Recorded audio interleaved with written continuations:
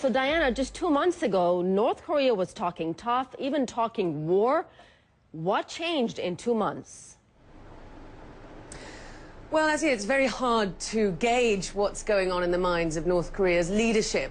But given the fact that this series since December of nuclear tests, long-range missile launches has resulted in sanctions by the UN, it's very possible that these sanctions are simply biting.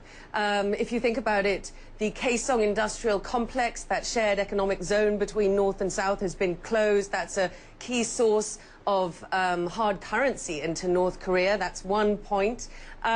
Also, we had this summit between the Chinese president and President Obama just last weekend, where both promised to press harder on North Korea towards a denuclearized North Korea. And it's very possible that China is exerting pressure on its own ally. And for North Korea, that Chinese partnership is very, very crucial. They get pretty much all of their fuel from China. And in recent months, we've seen what can be described as sort of increasing frustration on the part of China from this sort of very aggressive rhetoric coming out of the North. So all of those various factors perhaps are what is making the North Korean leadership now suggest talks with the US, particularly in the wake of the collapse of talks between South Korea and the North earlier this week, Asiye.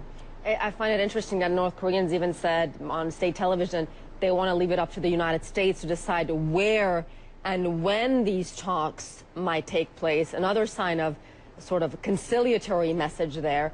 Have they said any kind of conditions for these talks? Yes, they have, and those conditions are quite clear.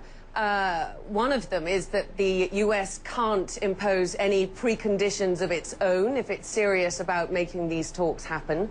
The other is that they want this armistice, which is the agreement made after the Korean War between North and South, which means that technically they are still at war with one another. And that is, of course, the agreement under which US troops are still positioned in South Korea. They want that replaced by a peace treaty, and they said that they're prepared to talk about denuclearization, which of course is the only point upon which the USA will be prepared to talk.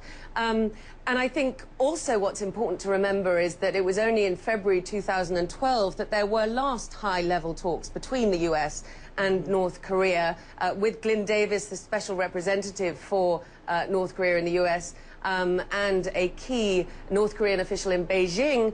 And there they agreed on significant headway on the process of denuclearization, but those talks were basically overcome when in April last year North Korea launched a long-range missile which it termed simply a rocket, and then sanctions ensued. So it's not so long ago that we had this kind of discussion about talks under this new leader, Kim Jong-un.